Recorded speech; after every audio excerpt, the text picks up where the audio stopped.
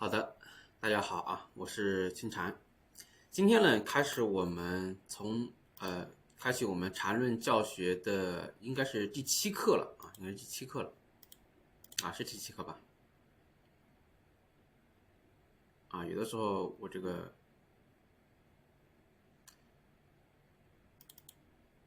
哎，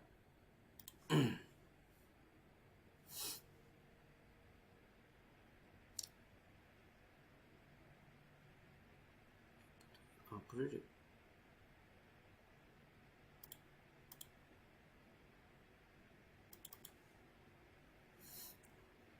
对啊，今天是第7课啊。好，我们来开始第7课的教学啊。想半天啊，是第几课？第7课啊。今天呢，我们要讲线段了啊。前面呢，这个背驰也给大家讲完了，笔也给大家说完了。那我们正式进入到线段的教学啊。线段学完以后呢，我们再学习中枢啊。因为中枢呢，它分为两大类，一个呢是笔中枢，一个是段中枢，对吧？那我还是寻思着，还是先把段给你们讲了啊，然后后面再讲中枢，这样的话呢会更好一些。那么线段这部分的内容呢，在缠论整个的知识体系里面啊，相对属于比较难的部分了啊。当然呢，今天这堂课呢属于纯技术教学啊，纯技术教学。那么我们的录播课啊，纯技术教学，那大家认真听。线段呢，那么我划分线段的啊，我现在教大家的划分线段的标准与缠论原文中划分线段的标准是不太一样的啊，但以我的为准啊，因为我这个已经用了很多年啊，最起码用了5年以上吧，对吧？那么在市场中呢是非常适用的啊，是非常适用的。那么，线段呢在定义上啊，在定义上最少3笔形成一段啊。首先第一点啊，大家知道一个问题。大家知道一个情况啊，就是最少需要3笔才能形成一个线段啊，最少3笔啊。我们看一下啊，最少3笔形成一个线段啊，这里面就是有一个3笔，对吧？那么在这里面呢，我用了一个非常形象的一个表示啊，一个叫向上闪电，一个叫向下闪电，对吧？哎，那这个就叫一个向上闪电，一个 N 字形上涨。啊，一个 N 字形上涨，对吧？这个怎么去记啊？这有的朋友呢可能记不住，有的朋友记得住，对吧？像是一道闪电，一个向上的闪电。那形成一个向上闪电呢，是形成向上线段的基础。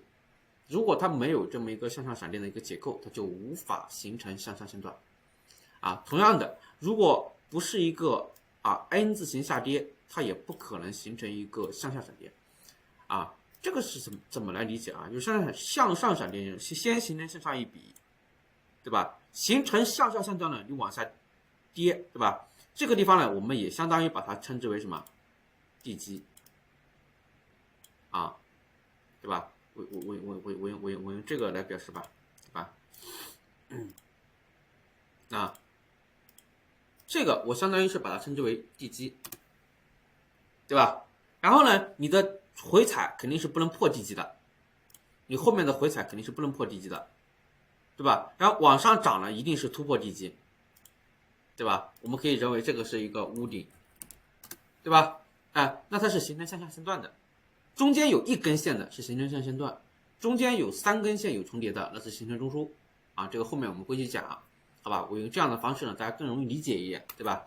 那如果呢，哎，这个地方是地基。一个向下的地基，对吧？然后呢，往上折一下，啊，这里面我们标一下啊，1、2、3、4，对吧？这个标成5、6、7、8，哎，对吧？那1、2、3、4呢是一个地基是向上的，屋顶也是向上的，屋顶一定是高于地基啊。什么叫高于地基呢？就是高点比它高，低点比它高，4大于2。3大于1，那么才能形成向上的线段，好吧？才能形成向上的线段啊。这里面大家要记住啊，一定是4大于2啊，4不能等于2，3也不能等于1啊，一定是4大于2啊，3大于1，4不能等于2，3也不能等于1，好吧？那这是左边是向上线段，右边是形成向下线段的基础啊。形成这么一个 N 字形结构呢，是形成线段的基础，不是说一定能形成线段，好吧？5678啊，56是地基，一个向下的地基，对吧？67是上涨的，然后呢，78是什么？屋顶，这是一个向下的屋顶，所以它是形成向下线段的基础，好吧？好，这个我们就照课件来讲啊，很多朋友呢可能前面的时候啊都已经学过了，对吧？但是这个地方呢还是很重要，我还是要给大家去讲一遍，对吧？好，那么在原文中呢，它是指的是，原文中它指的是最小级别的线段叫0F，对吧？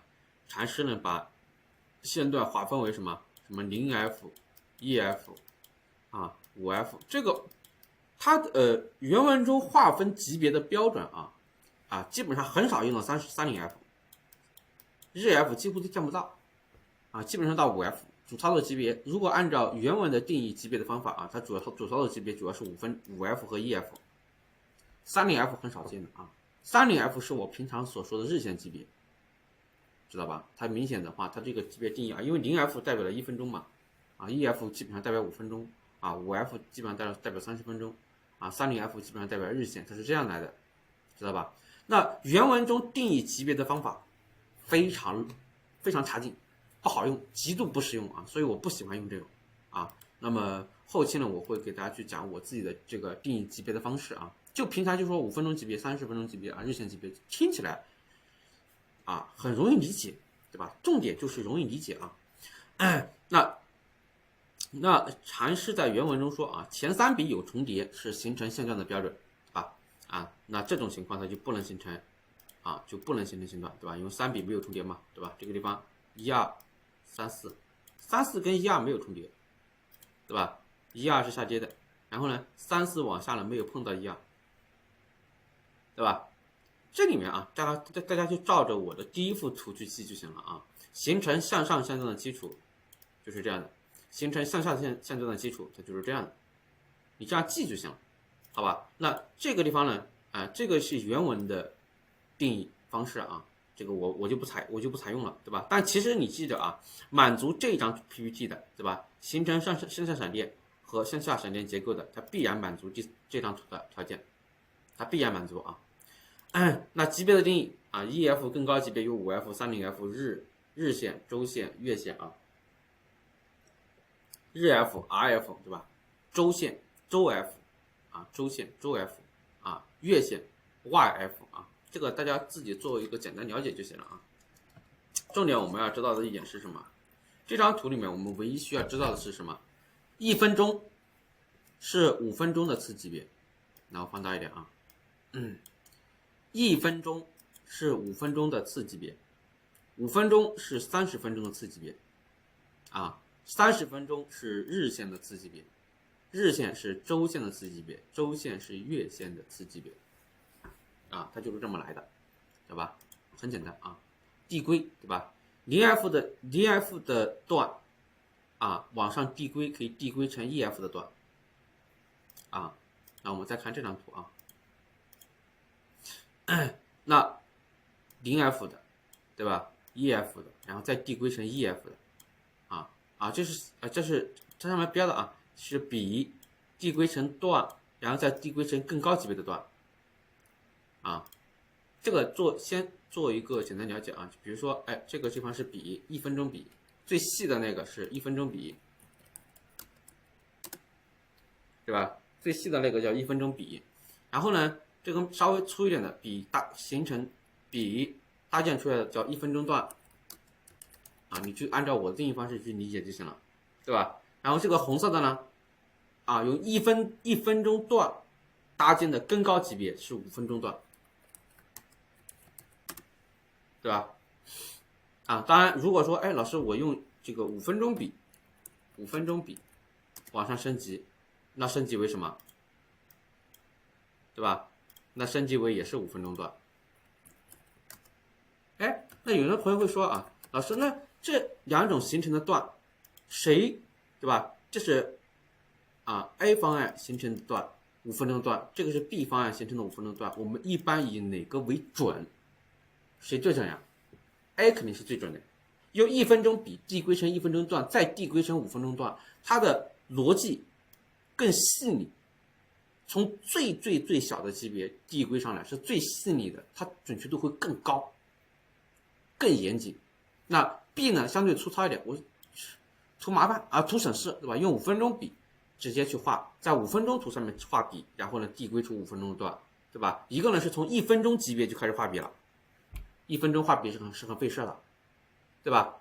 你要如果没有我们这种自动画线工具，是吧？你自己去画笔，画1分钟的笔，那头皮都炸了，知道吧？我们以前啊，我为了研究啊，有的时候这个个股可能说有重仓的时候啊，我从1分钟开始画笔，递归1分钟段，递归成5分钟段啊，我连夜画，连夜就开始画笔画段，开始递归，很费时而费力，对吧？现在轻松了，现在电脑都这么发达，对吧？啊，程序都这么发达，对吧？这个我们自动画线工具也非常好用啊，直接就画完了，对吧？对眼睛会瞎，对吧？自己以前啊，这个因为重仓了嘛，因为有一些股票重仓了，那时候技术还没有像现在这么好的时候，对吧？就从用1分钟笔开始画，然后没办法，工作量太大了，有段时间我身体都快不行了啊，但是为了挣钱，但是确实挣钱啊，但是呢太累了，对吧？然后我就想着开发一些，因为钱挣的多了以后呢，你那个心态啊、自信啊会非常好，你每次操作你都对，你就会想着一些，这个钱也挣了，对吧？能不能省事点啊？能不能不熬夜搞个4、5个小时，然后画笔画段子，就是很累，对吧？啊，然后我就想着，这能不能在5分钟上直接画笔，然后去画段呢？这样啊，大大节省工作量。真的，你用1分钟笔画1分钟段，再画5分钟段啊，最大的工作量就在1分钟笔上，最大的工作量就在1分钟笔上，特别累啊！你如果跳过1分钟笔，直接画5分钟笔到5分钟段啊，你原来可能要5个小时才能搞完的工作量，对吧？因为有的时候画的不是一只股票啊，好几个股票呢，啊，好些个股票呢，对吧？然后你发现，诶，1个小时差不多了，1个小时到2个小时差不多了。轻松搞定，对吧？现在几乎所有主播都用笔抛弃了段啊，但我这么跟你们说啊，还是递归最准啊，知道吧？啊，现在很多主播都用笔，对吧？啊，因为笔省时省力啊，用笔的话啊，省时省力。当然，这个需要时间和经验啊，所以呢，现在呢，很多都是用5分钟笔往5分钟笔往5分钟段去递归啊。那现在呢，大家自己呢，但是我们说啊，你可以不用 A 方案去分析行情，因为太复杂，对吧？很费力，但是这个技术得会啊，你学缠论的这个技术得会。就当你真的想很细致的研究一个个股的走势结构的时候呢，第一种方案啊 ，A 方案大家得会，好吧？好，那这个都知道了啊，5分钟笔跟同样是画出5分钟段，同样是5分钟段啊，我们就是那啥，对吧？啊，对，现在呢市场呢也会比较的粗糙啊，也不需要那么的细致啊，现在也不需要那么的细致，好吧？那我们再来看一下啊，缺口可以形成一段的方法啊，缺口可以形成一段的方法啊，这里面呢这个缠论原文中定义缺口成为一段的方法也比较复杂，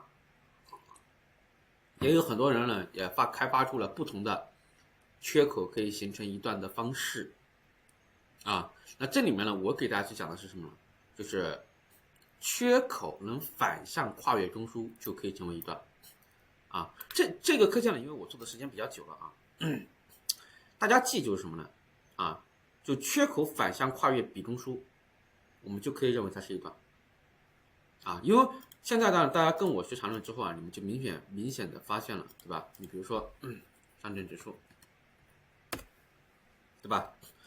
中枢我们特制的中枢啊，就是我们清派缠论里面特制的中枢啊，对吧？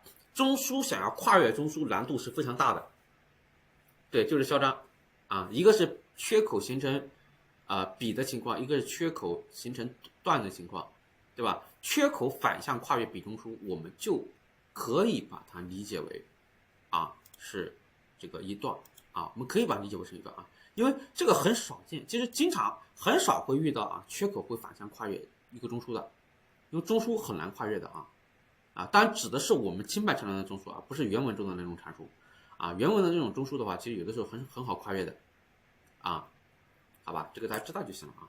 那对于缺口形成一段的这个情况啊，如果按照定义来讲的话呢，就是缺口按照定义来说呢，它是缺口得跨越段中枢，缺口得跨越段中枢啊，这难度太大了，这一年可能都遇不到1-2次啊。按照原文中定义方式啊，缺口要形成一段的话啊，真的是一年可能都见不到1-2次的，很少啊，除非是那种突然之间的激涨啊，大的跳空高开或者低开，这种很少啊，尤其现在是信息化时代，以前呢不属于信息化时代，00几年的时候信息的传递是很慢的，现在都互联网时代了，传递信息非常快，基本上市场没有那么大的缺口了啊，除非像这个20年的时候突然来了疫情，那没办法，大盘可能缺口就很大，否则的话一般很少的那缺口啊，线段形成缺口的处理方式啊，假如说你看这个地方那原文中定义中枢的方式呢是3笔有重叠，你比如说这个叫2345，对吧？那么2345去了一个高点，去了一个低点，那么34就是中枢，它是这样的啊，这跟我们中枢定义的方式是不一样的跟我们中枢定义的方式是不一样的好吧？它是缺口跨过这个中枢，那么它就是一个段它就是一个段这个原文中的我就不怎么加了你们自己看一看你也可以按照原文的这个定义来去定义缺口形成一段的方式。要讲吗？简单讲一下吧，但是无论怎么样这是一个段中枢这是一个段中枢，缺口你看这个地方 AD 是向上段，AD 是向上段，对吧？然后呢反向缺口得往下呀因为 AD 是向上的，所以缺口要向下，咱们是反向跨越这个缺口跌破中枢了，那么缺口可以算成一段在原文中呢，缺口还需要满足一个条件，就是什么呢？形成比破坏这个我们前面说过，什么叫比破坏往下跌往下跌的时候1、2、3、4往下跌碰到2就叫缺口破坏因为1到4呢，1到4的中间2、3是向下的比或者段这是向下的叫特征系列嘛，对吧？1、4是向上的，与它方向相反的叫反向比或者反向段我们称之为特征系列，对吧？4这个地方往下碰到了2、3，它就形成了比破坏比破坏。那这个地方呢，这个 D 往下 E 往下，对吧？它可能是碰到了什么中间的因为 AD 是由 AB、BC、CD 组成的，对吧？那么 D 往下碰到 B 就行了，那这个缺口肯定是跌破 B 了呀，所以它缺口算一段，对吧？就满足这两个条件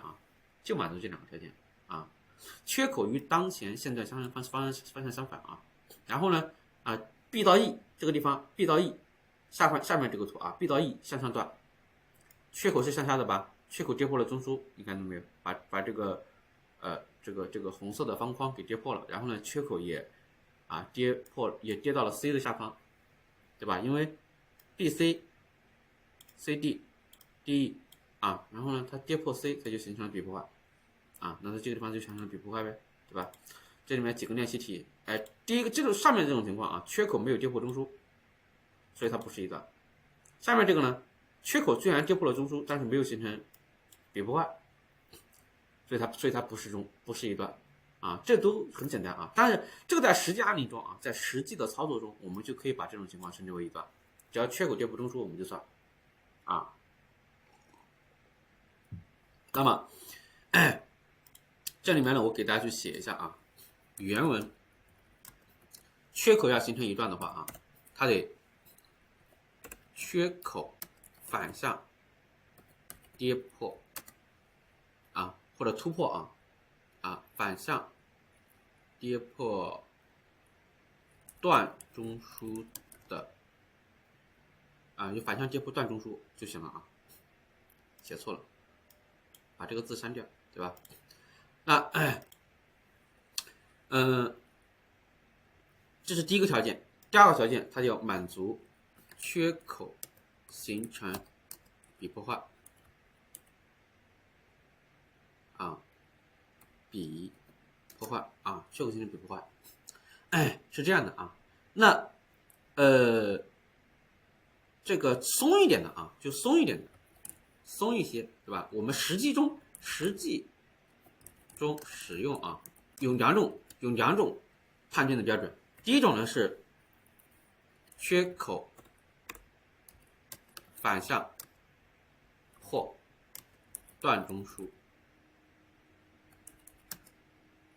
啊，缺口反向破段中枢就可以了啊。这是实际使用中第一种情况啊。那实际使用中的第二种情况啊，实际啊，比如说我使用的啊，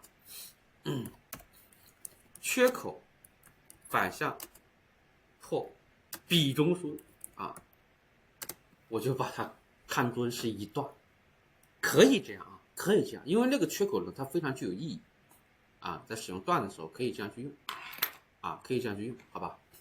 啊，或者你就根据自己的心意来，我觉得它起到它一段的作用了，我就把它画成一段，可不可以？可以啊。等你们用缠论用的久了之后呢，缠论里面有一些定义啊是可以松一松的，就是你要看它有没有起到这个作用啊。就你使用久了以后，你发现段的作用是这个啊，段的作用是这个，级别稍微偏比比的级别要大一些啊。有些地方呢，你看有些地方啊看着是一笔，但是它起到作用是跟一段的作用是差不多，因为我们说了强笔嘛，很多的强笔啊，它其实能起到段的作用。你说我为什么要发明强笔的概念？我为什么要发明强笔的概念？因为强笔它起到段的作用。所以虽然啊，我用的是笔中枢啊，我用的是一些笔的背驰啊，用的一些笔的东西在里面，但是其实它起到了段的作用。这是我也是用了很多年啊，用了6、7年以后呢，才意识到啊，原来强笔其实起到段的作用啊。所以段的定义大家不用那么死搬硬套，就是差不多就行啊，差不多就行啊。那么或者说大家自己呢，就是按照缺口反向破比中枢啊，你把它看成是一段也可以的，没问题的，对吧？熟练了，你就能返璞归真，因为缠论本身也是将市场进行完全分类，它本身就是告诉你它起到的作用是什么，对吧？尽信书不如无书啊，到了一定的阶段呢，你们自己就自然明白了，对吧？一开始呢，这个缠论就是为了锻炼你们这个各方面的分类能力，对吧？你像标准的啊，这个缺口跨过了中枢，缺口形成比破坏，那它就是一段，对吧？啊，对于新手来讲啊，你们一开始呢可以按照这个章法来，对吧？按照定义来，对吧？线段完美，线段的完成有且只有被另一条线段破坏才能确定。啊，就是什么意思呢？向上线段要结束，那一定是形成向下线段。确定形成向下线段了，那么向上线段才会被结束掉，知道吧？向上线段才会被结束掉啊。但是这里面有一个误区啊，不是说啊向上线段不被结束它就不会下跌，不是这样的啊。这里面呢依然是分类，这里面啊依然只是分类技术，好吧？这个地方啊依然是分类技术啊。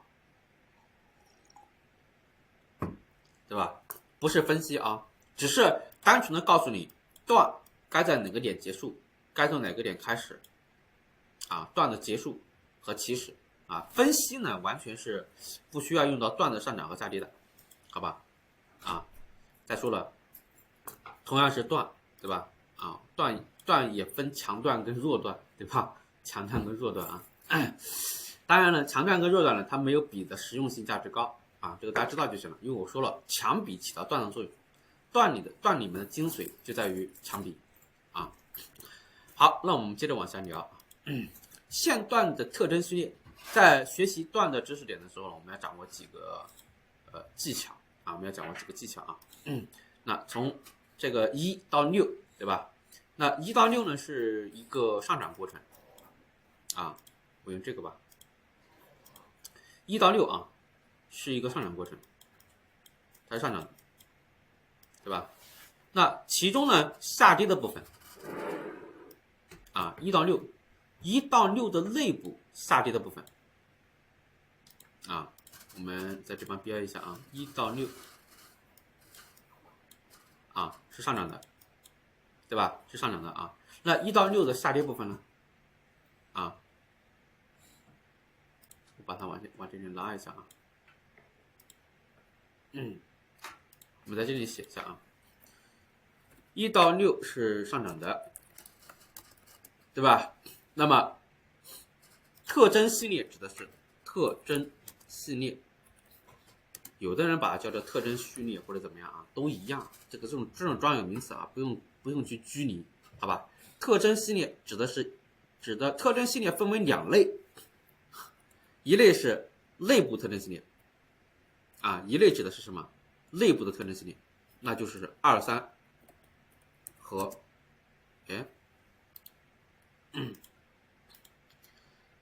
一种是指什么啊？我也是服了啊。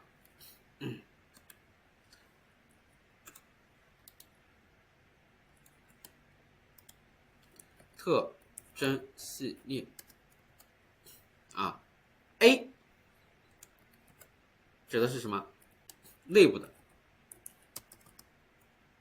那这里面内部的特征系列是谁啊？内部的特征系列很简单，就是2、3和4、5，2、3和4、5，因为它是反向的嘛，对吧？因为它是反向的啊，这个地方可以看到啊，因为1到6是上涨的，2、3是向下的，4、5是向下的，反向比，内部的反向比啊。那有没有外部的呢？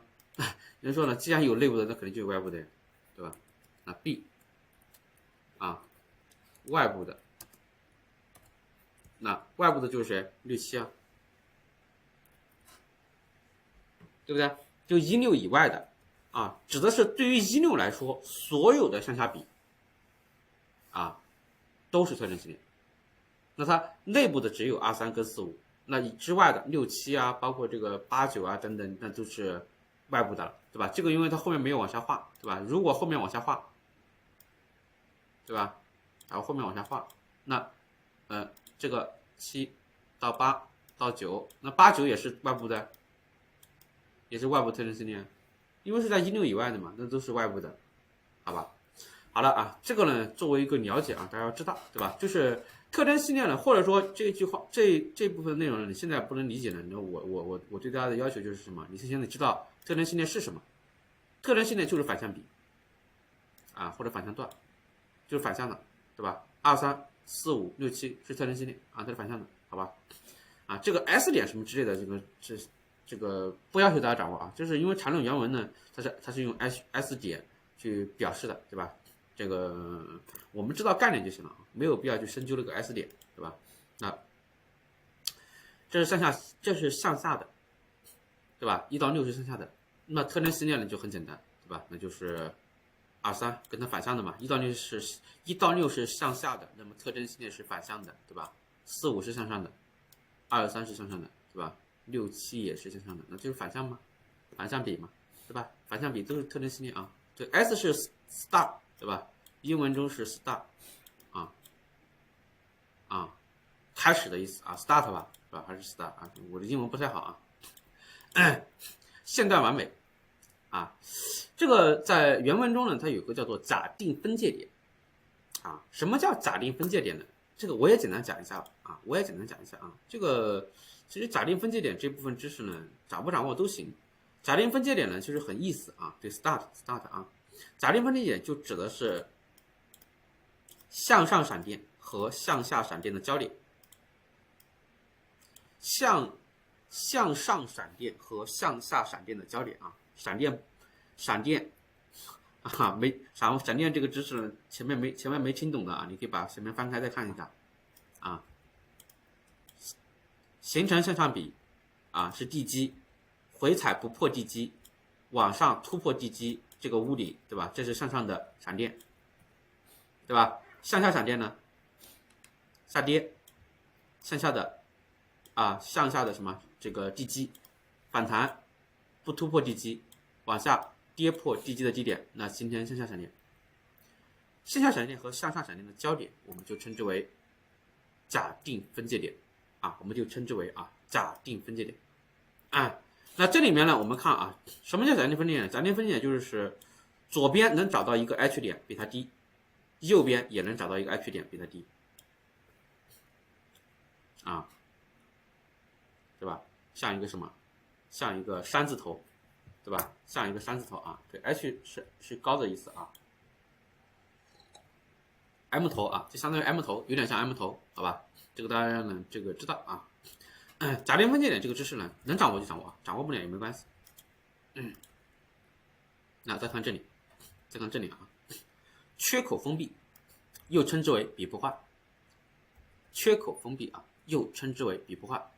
比不坏呢是缺口封闭的那一笔，我们称之为比不坏对吧？这有点像顶分型有点像顶分型就是顶分型就是顶分型，这个大家知道这个大家知道好吧？那我们来看一下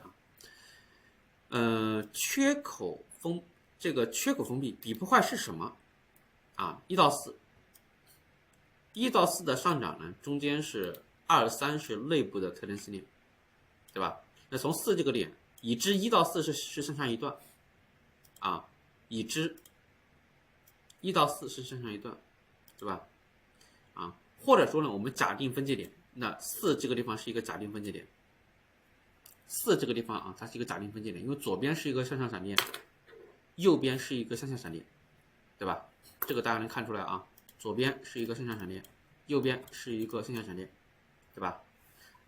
没关系那这个向上闪电那这个时候我们发现就是左边这个向上闪电呢，对吧？我们假设它是一段，那4到5的这个下跌，那中间1到4的特征系列呢，1到4的特征系列是2到3，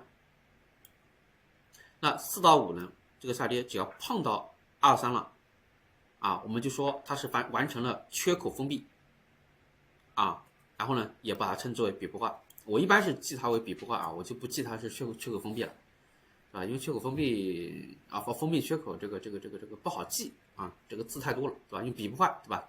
一笔就相当于这一笔呢下跌呢是有力度的，对吧？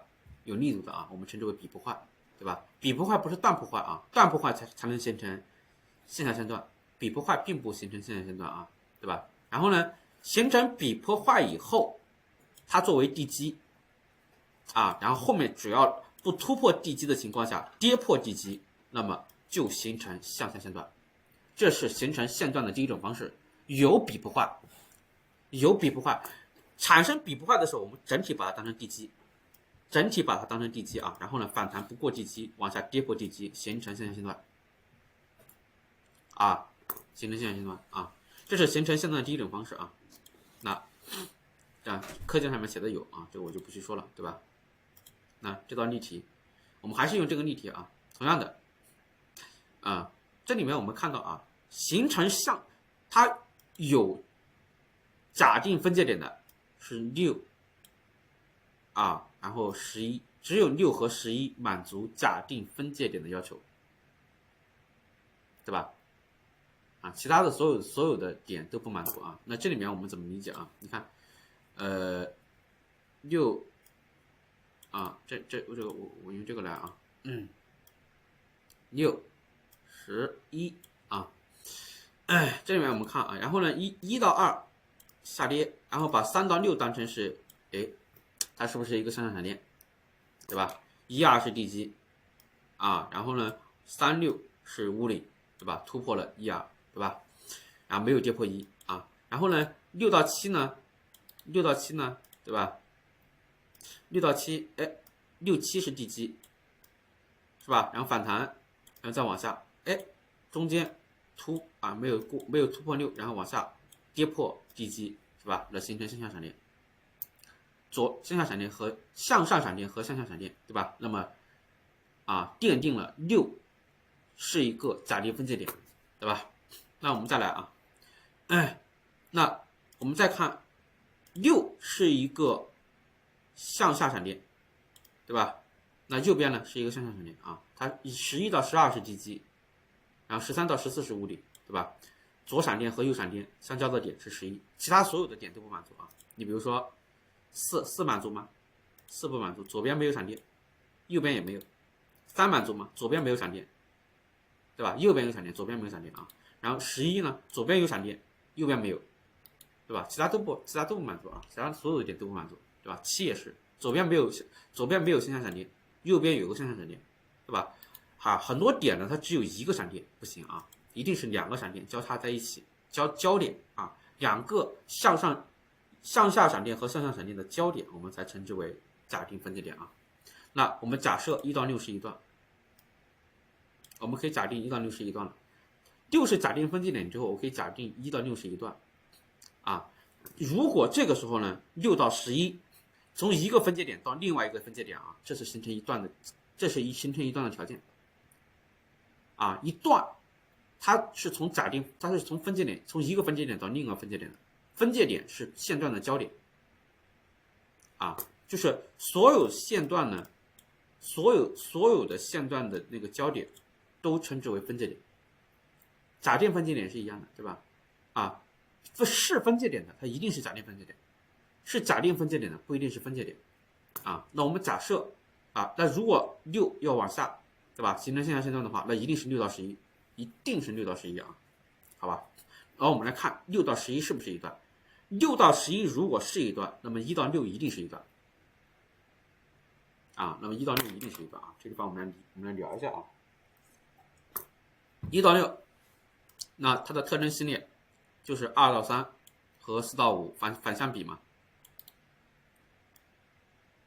就是2到3和4到5，对吧？然后呢，我们看啊，然后6往下碰到谁？碰到2啊，就算是形成比不化了，先碰到就行了啊，对吧？6到7破坏了，那6到7是地基，从比不化开始，它才算地基啊。然后呢，反弹没有过6，然后往下跌破7啊，形成线下闪电。那什么？它就是一段呀。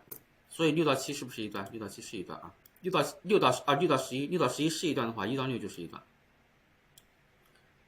对吧？然后呢，6到11它的特征系列的向上比、反向比是7到10，然后11到12是不是形成了比不化？对吧？形成比不化以后。啊，然后形成线上闪电，那它就是一段，啊，好吧？所以这里面我们呢，这个再给大家去说一遍啊，就是形成线段的条件啊。假设这是一个向上线段，往下跌，形成比不化以后，然后呢形成闪电结构，对吧？先比不化啊，再形成闪电结构，那它就是一段啊。先形成比不化以后啊，把它当做地基。吧，然后呢，反弹不过这个高点，不过地基，然后形成无理，啊，这是形成线段的第一种方法啊。那形成线段的第2种方法，这中间我都不看了啊，这些例题你们自己看啊，都很简单，啊，都很简单啊。哎，形成线段第2种方法啊，中间的这个包含处理啊，这个不用学啊，这个没什么用，对吧？我学了10几年都没什么用。我学了10几年，我告诉你们，这个东西没什么用啊，所以我们跳过，好吧？自己感兴趣的可以看一看，但这种没什么用啊。禅师当年教禅论的时候，他有一些东西啊，其实乱七八糟的没什么用，他也教啊。那我们看这道例题啊，这道例题。那假设1到4是一段啊，第2种形成线段的方法啊，我用白板来先教一遍。没有形成比不化的情况下啊。假如说没有形成比不化啊，还容易混，包含这学半年了还容易混啊，这个没有经历啊，我已经太久没有经历过了啊，所以说啊，已经分辨不出来了啊，像我们这种10几年了，对吧？根本没有感觉了啊，这种包含不可能不存在啊，就闭着眼我都知道它在梦里面我都能画出来。它是怎样的啊？但包含了它很容易忘，知道吧？因为它太简单了就容易，过2天就忘了啊，忽然间忘了，1、2、3、4，没有形成比不快的话，它可以形成一段吗？啊，也可以。我们说形成一段的条件呢是什么？形成一段的条件是啊，最少它得有向下闪电，对吧？那这里面我们看到的是什么呢？4、5、6、7是一个向下闪电，对吧？4、5、6、7是一个向下闪电啊。然后呢，那它没有形成比不快啊。这里面我们画的稍微更细致一点啊，我们稍微更细致一点，画大一点啊，画大点啊，对吧？1、2、3、4，1、2、3、4是一个向下闪电啊，1、2、3、4是一个啊，1、2、3、4是一个向下闪电啊。等一下，这个1标的你们看不到啊。1、2、3、4啊，它是一个向上闪电。然后呢，4、5、6、7呢也是一个向下闪电。4是一个假定分界点，对吧？那我这里面能判断出4到7是一段吗？根据目前已有的条件，我们不能说4到7是一段，就是具有实时性判断中枢是不是线段的啊，实时判断的啊，实时判断是否是一段的，只有第一种方法啊，就是先比破坏，再形成闪电结构，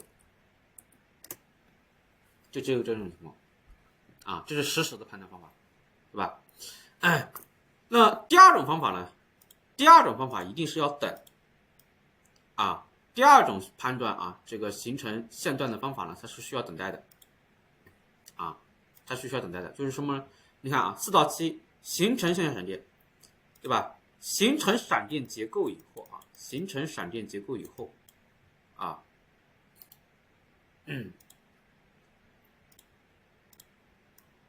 写一下吧，啊，写一下比较容易记着啊。第二种方法啊，第二种方法，形成闪电结构之后啊，形成闪电结构没有比不坏，形成闪电结构啊，然后呢，要再形成特征系列的顶底分型，特征系列的顶底分型啊，也就是说这个时候啊，只有7形成了底分型，形成特征系的底分型，7形成特征系的底分型，才能说它形成了向下线段。那7怎么形成特征性的底分型呢？很简单啊，很简单啊，7往上，对吧？底分型怎么来啊？4、7是上下的，4、7因为是向下的，7这个点一定要形成底分型，不是顶分型啊，因为4、7是向下的，所以是形成底分型，向下的形成底分型。底分型怎么来？首先7、8啊，首先7、8，对吧？7、8这一比5、6比左右两边都要低，也就是说，什么叫底分型？底分型是中间的那根线比左右两边都要低。那7、8， 8不能突破6，对吧？然后7、8后面往下回踩，那个9不能跌破7，然后往上得突破8，这样是不是就可以了？啊，7这个地方要形成特征线的底分型，7、8是向上的，7、8必然向上，对吧？然后呢，5、6啊要比7、8要高，9、10呢也要比7、8要高，它就形成了特征性的底分型。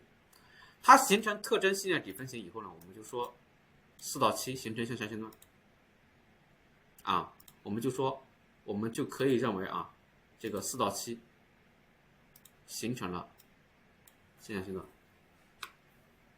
啊，也就是说，只有到了10这个地方，我们才能说4到7形成现象线段啊，只有到了10，我们才能说4到7形成现象线段，知道吧？也就是说，它是有一个滞后性，它不是实，它不是实能确定线段的方法，好吧？啊，但是对于作为一个分类技术啊，作为一个缠论中作为一个分类技术啊，这样完全是可以的啊，因为不是分析技术，分析技术要求实，分类技术不要求实啊，不要求它的实性，好吧？这个大家要记清楚啊。就是在这里写一下啊，分类技术不要求实啊，写错了，分类技术啊不要求实，分析技术要求具有实性啊。技术分为2类，分类和分析，永远都是先分类再分析，没有分类技术就不会有分析技术啊。分类技术是母亲啊，分析技术是儿子，对吧？没有母亲哪来的儿子，对吧？啊，所以分类技术啊，线段这个地方分类技术它不需要实性，好吧？对，分类就是把所有的能产生的情况都说一遍啊。那这里面啊，这里面我们延伸做一个更细致的讲解啊，延伸做一个更细致的讲解。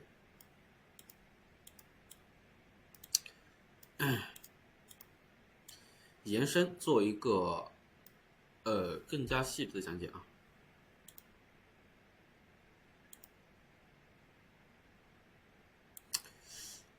这样画不对，我要搞难一点，啊，比较有特征一点。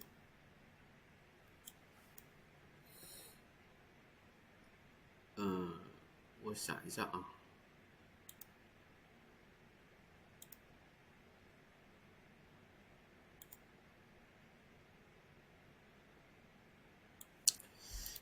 不对啊，再来。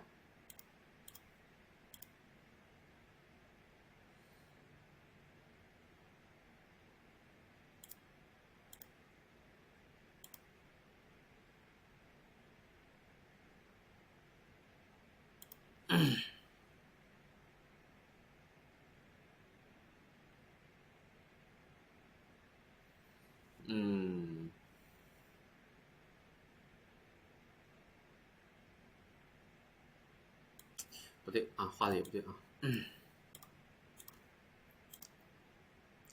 等我捋一下啊，我想怎么画给你们画啊，你们才能理解。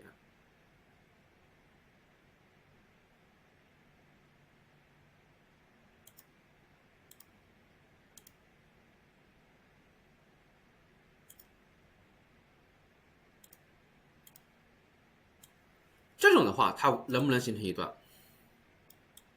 啊，我们来讲一讲这个例子啊。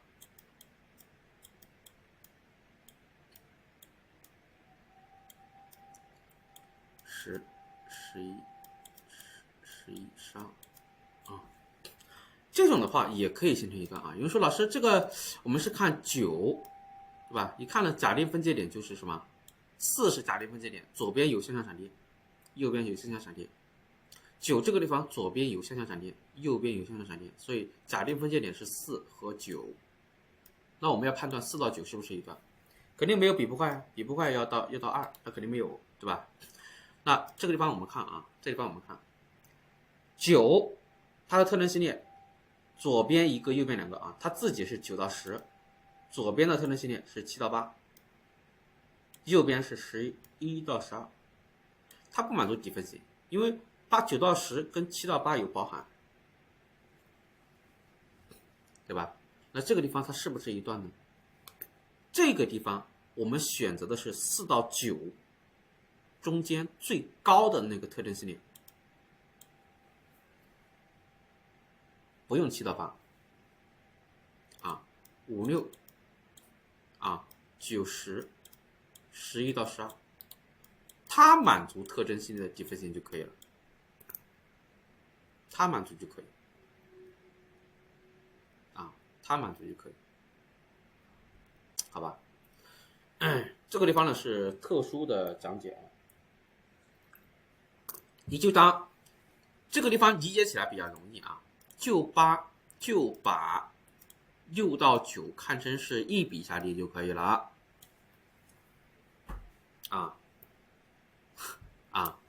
就这么理解啊，就是包含后7、8不存在，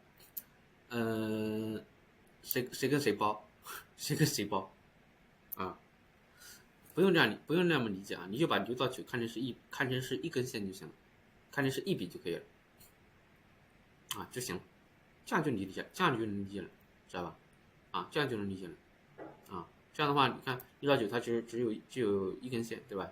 那5到6啊，9到10和11到3啊，就这么简单啊，就这么简单，好吧？好了，那大体上呢，我就跟你们讲这么多啊。今天呢，这个线段这一部分内容啊，我先不讲太长，时间太长了，不太好消化，大家自己了啊。大家自己的时候啊，这个下去的时候可以去画一下，啊，给大家呢这个布置个作业吧，啊，就按照这个上证指数吧，上证指数5分钟，对吧？5分钟。今年的那个最高点是3418吧？哎，5分钟啊，不是啊。哎，我看看这个5分钟能拉到哪儿？2885，这是去年的吧？2022年11月01，那就从这个开始吧，2885，把所有的段都画出来啊，画段很轻松啊，画段很轻松，好吧？这算是布置一个作业，大家自己去看一看啊。大盘还需要我去给你们讲。